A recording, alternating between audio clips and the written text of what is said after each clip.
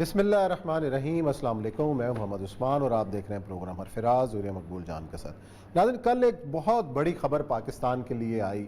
एक अरसे के बाद एक अच्छी खबर कि रैकोटेक के मामले पर पाकिस्तान को रिलीफ मिला और इसके क्या असरात पाकिस्तान की मैशियत पर, पाकिस्तान के आगे आने वाले हालात पर पड़ सकते हैं, ये है आज का हमारा मौजू। पहला मौजू इंतहाई इम्पोर्टेंट। दूसरा, हम बात करेंगे अफ़गानिस्तान के हवाले से कि तालिबान ने नई वार्निंग क्या दी खित्ते के दीगर ममालिक के हवाले से कि वो अमन की तरफ अगर कदम बढ़ाएंगे तो क्या होगा, और जो नई पेशरफ्त पाकिस्तान के ऊपर दबाव की भी बात हो रही है, किस तरीके से पाकिस्तान पर दबाव डाला जा रहा है अफगान मामले पर, इस पर भी जिक्र करेंगे। एक और आज पेशरफ्त दी हुई है कि सदर मुमलिकत ने एक नज़रसानी दरख्वास्त कायज इसाक केस के हवाले से सुप्रीम कोर्ट में दायर की। अब ये क्या नया खेल शुरू होने वाला है, क्या असरात पड़ने वाले हैं, इस पर करेंगे बात। कानूनी माहिरीन हमारे साथ होंगे, लेकिन पहले मौजू की तरफ बढ़ते हैं। और यह सब बड़े अरसे के बाद एक अच्छी खबर आलमी सतह पर पाकिस्तान के लिए आई है कि रैकोटेक के मामले के अंदर ब्रिटिश वर्जन आइलैंड ने पाकिस्तान के हक़ में फ़ैसला दिया, और जो हमें डैमेजेस पड़ने जा रहे थे, और ये था थोड़ा सा इस केस के हवाले से हमारे नाजरीन को भी बताया जा रहा। आप ख़ुद उस वक्त वहाँ मौजूद थे जब ये सारी कहानी चल रही थी। रैकोटेक था क्या, इसका बैकग्राउंड क्या चागी जो है और ये हुआ क्या? बहुत जरूरी। मैं चागी में डीसी था उस जमाने में, जिस टीथियान तो अब आई है। इसकी ओरिजिनल कंपनी थी BHP, ये एक ऑस्ट्रेलियन कंपनी थी। अब पहले लोगों को जैसे बता दूं कि जो सोने और चांदी और पीतल और इसकी जो माइंस होती हैं ना, ज़खायर, ये बेसिकली कुछ ज़मीन के अंदर नहीं होते, ये ज़मीन ही ऊपर, जैसे आपने को भट्टा होता है ना, तो आप मट्टी उसमें खोदते हैं, खोद के भट्टे से ईंटें बनाते हैं, वैसे ये बहुत सारी ज़मीन पे बिखरे होते हैं। उसके ऊपर निशानी ये होती है कोई आयरन ओर की या इस तरह की चीज़ें, ऑक्साइड्स वगैरह पड़े होते हैं, वो चमक रही होती है मट्टी जो होती है। ये वो मट्टी लेते हैं और उस मट्टी को पहले तो उसको साफ़ किया जाता है, पहले तो उसको रगड़ा जाता है और पूरी की पूरी चीज़ को बारीक रेत की तरह कर दिया जाता है। फिर उसको बाकायदा पानी के साथ धोया जाता है जिससे मट्टी निकल जाती है। फिर उसके बाद उसको स्मेल्टर के अंदर डाला जाता है, और स्मेल्टर जो है वो उसको एक बहुत बड़े बड़े पीसेस में बनाता है, जो कि अपनी मर्जी से जैसे आप बनाना चाहें, 2 फुट बनाएं, 10 फुट बनाएं। उसके अंदर लोहा होता है, उसके अंदर तांबा होता है, उसके अंदर पीतल होता है, उसके अंदर चांदी होती है, और उसके अंदर कहीं 0.2% सोना भी होता है। सही। ये फिर उसके बाद रिफाइनरी में जाता है और रिफाइनरी के अंदर सारा कुछ अलग किया जाता है। जब तक ये सारा काम नहीं होता, वो ज़्यादा से ज़्यादा मट्टी है, आप पकड़ के किसी का सर फाड़ सकते हैं, उसके अलावा कोई काम नहीं आ सकता। सही है। और ये सारी की सारी एक्सपर्टीज उसको मट्टी से सोने बनाने की हमारे पास नहीं है। यहाँ दुनिया में जिन लोगों के पास है वही कंपनियाँ जो काम करती हैं। ये बिल्कुल ऐसे ही है कि आपके पास एक ज़मीन पड़ी हुई है, आप को कुछ नहीं आता एग्रीकल्चर, आप कहेंगे भाईजान मेरा ज़मीन पे, और वो कहता है भाई इतने पैसे मैं दूंगा, बाकी खाद मेरी, ज़मीन मेरी, फल मेरा, फसल मेरी, मेहनत मेरी, मैं इतने ले लूँ। तो मैं जब वहाँ पर था तो उस वक्त सेक्रेटरी इंडस्ट्रीज होते थे, जाम यूसुफ साहब मेरे ख्याल उस वक्त वो थे, तो ये एग्रीमेंट हुआ था 97 के इर्द BHP के साथ। और BHP के साथ एग्रीमेंट जो हुआ तो उसके अंदर उन्होंने कहा कि 25% हम आपको देंगे। और बड़ी लड़ाई लुड़ी हुई थी, मुझे याद अच्छी तरह कि उन्होंने कहा कि हम बाहर दुनिया में 20% देते हैं, मतलब साउथ अफ्रीका की मिसालें उन्होंने दी, आपको हम 25% दे रहे हैं। बड़े खुश थे कि ये हो जाएगा। तो BHP वाले रोज़ अक्सर का मेरा ये घर था, उसमें आया करते थे, गुफ्तगू होती रहती थी। तो मैंने उनके एक दफ़ा पूछा कि क्या आप इतनी देर से यहाँ पर हैं, तो आप सेंधक को नया नज़र आ रहा है आपको? तो उसने कहा कि if we had to explore another सेंधक we had closed it much earlier, हम 1 महीने में बंद करके चले जाते हैं। सही। This is going to be at least 2nd और 3rd biggest gold mine of the world. ये दुनिया की दूसरी या तीसरी बड़ी गोल्ड माइन होगी। फिर उसके बाद वो लगे। इस दौरान एक अमेरिकन कंपनी भी अपना लाइसेंस लेके आ गई, तो उन्होंने कहा कि ये आपने देखें सारा उसको दे दिया, इतना बड़ा इलाका, हमें कुछ नहीं दिया। एक रिविलरी भी शुरू हो गई। और बीच में वो ज़माना था कि जब मुल्ला उमर की गवर्नमेंट वहाँ पर मौजूद थी और अमेरिकन ने चूंचा करना शुरू कर दिया। और इसी दौरान क्लिंटन ने वो फायर किया था उसामा बिन लादेन के, जो कि मिसाइल जहाँ पाकिस्तान के इलाके में रह गया था, और वो शाम को मिसाइल लेके गायब हो गए थे। लोग कहते हैं गदा गाड़ी पे पता नहीं कौन ले गया, जो बाद में कहते हैं कि पाकिस्तान ने उसको जोड़ के दोबारा बना लिया था उसी इलाके। इस जमाने में फिर हुआ ये कि अब हुआ खराबी कहाँ से, पाकिस्तान के अंदर कुछ लोगों को शौक होता है चीज़ों का पंगा लेने का। एक तो ये था कि जिस वक्त उन्होंने एक्सप्लोर कर लिया, ان کو پتہ چل گیا کتنا بڑے ذخائر ہیں، تو پھر لالچ شروع ہو گیا۔ پہلا لالچ یہ ہوتا ہے کہ جس بندے نے ایگریمنٹ کیا تھا اس نے پتہ نہیں کمیشن کتنا لیا ہوگا۔ اچھا، دوسرا یہ ہوتا ہے کہ آئندہ جب آئے گا تو کمیشن کون ہوگا، تو زیادہ بہتر طریقے سے طے کرتے ہیں۔ یہ دوڑ ایسی چلی کہ اس دوڑ کے اندر چلتے چلتے اسلم رئی ثانی صاحب بیچ میں ہوتے تھے، انہوں نے کہا انہوں نے غلط کیا تھا۔ میں نے اسلم ثانی کو سمجھایا، very close friend of mind, کہ یار ایسا مت کرو تم، یہ دیکھو جہاں تک اس زمانے میں کسی نے کچھ کیا ہو تب تو پتہ چلے نا، ٹھیک اب ہمیں بلا لو تمہیں، یا ان لوگوں جتنے لوگوں نے پورے کے پورا انہوں نے محنت کی ہے، سب کو کرنے دو۔ پھر اس میں بیچ میں ایک اور شخص کودا، اس کا نام تھا سمر مبارک مان۔ اچھا، اس نے کہا ہم بھی کرنے کو، ہم بھی، وہ تو کئی جگہ کودے تھے، سائی وال کول پارک۔ ایک اور شخص کودا، اس کا نام تھا جسٹس افتخار احمد چودھری۔ اچھا، ان کو بھی ایک شوق تھا کہ لوکلائز ہونا چاہیے، ہمارے سوسائٹی میں مسلمان پاکستانی قوم تو ٹیلنٹڈ ہے، پاکستانی قوم تو دیکھو جناب، ایک چنچی کا اتنے بڑے 15 بندے سوار کو، بھائی چنگی میں 15 سوار کرنا اور چیز ہے، مٹی کو سونا بنانا اور چیز ہے۔ اس دوران چڑھتے کرتے انہوں نے وہ ایگریمنٹ جو ختم کر دیا۔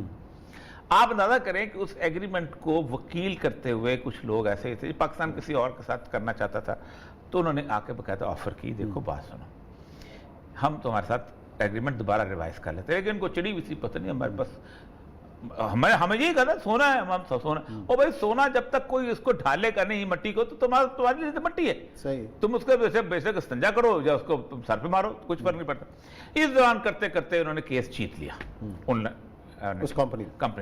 پھر نیگوسیشن بھی انہوں نے کی آئندہ سے کہ یار بات سنو کہ جتنے پیسے آپ یہ نیگوسیشن کر پاکستان والے کہ کسی دوسری کمپنی سے کہیں یہ جرمانہ پے کرے اور یہ لے لے، کتنا بڑا نقصان ہونا، کہتے ہیں ہم جرمانہ معاف کر دیتے ہیں، تو ہمیں ساتھ واپس کر، یہ بھی پھر آپ کو پتا ہے عمران خان ٹرکی گیا تھا، یہ یہاں پر ہوا یہ کہ انہوں نے برٹش ورجن آئی لینڈ میں چلے گئے، اور برٹش ورجن آئی لینڈ کے اندر جا کے انہوں نے ایک بات کی، اس وقت میں ان کو بتایا تھا ایک کیچ ہے بڑا زبردست، کیچ یہ ہے کہ جس وقت 9/11 ہوا ہے تو یہ سارے کے سارے لوگ جو تھے یہ بند کر کے بھاگ گئے تھے کہ ہمیں خطرہ ہے، ہماری جان کا مسئلہ ہے، اور انہوں نے کہا تھا یہ ایسی کی تیسی فلاں ہے، یہ امیرکنز نے ان کو ڈرایا تھا، ڈرا کے یہ بھاگ گئے تھے۔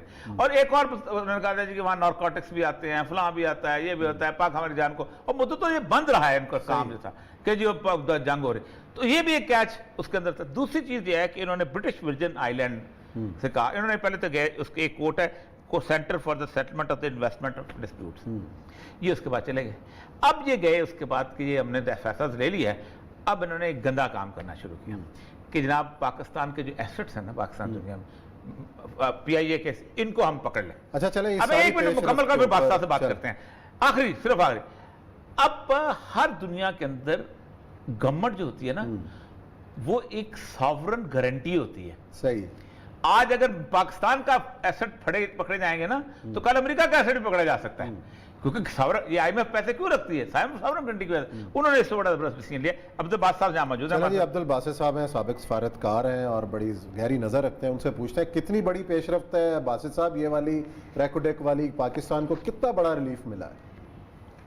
نہیں، میرے خیال میں جہاں فائنینشیل ریلیف ہے، ہمارے جو خاص طور پہ ڈسکرائب ہوٹل پیرس میں اور روزویلٹ ہوٹل نیو یارک میں، یہ ایک بہت بڑا ریلیف ہے، نو ڈاؤٹ۔ اس کے علاوہ میں سمجھتا ہوں کہ پاکستان کا جو امیج ہے اس میں بھی تھوڑا بہت اس کی ریفربشنگ ہوئی ہے، ان دا سینس کہ پہلے بھی ہم نے بہت سے معاملات میں دیکھا کہ جہاں براڈ شیٹ کیس میں آپ لے لیجئے، وہاں ہماری سکی ہوئی کہ ہم چیزوں کو صحیح ہینڈل نہیں کرتے، اور یہاں بھی اس حوالے سے بھی یہ معاملہ تھا۔ تو میرے خیال میں بہت ہی ایک احسن چیز ہوئی ہے، اور ہم امید کرتے ہیں کہ آئندہ مستقبل میں اس قسم کی چیزیں نہیں ہوں گی، اور پاکستان کو جو اس قسم کے امیج کے پرابلمز اور فائنینشیل ایشو ہو جاتے ہیں یہ نہیں ہوں گے۔ ہر ادارہ اپنے اپنے طور پہ صحیح معنوں میں کام کرے گا، اور جو ہمارا ایک انٹرفیئرنس کا کلچر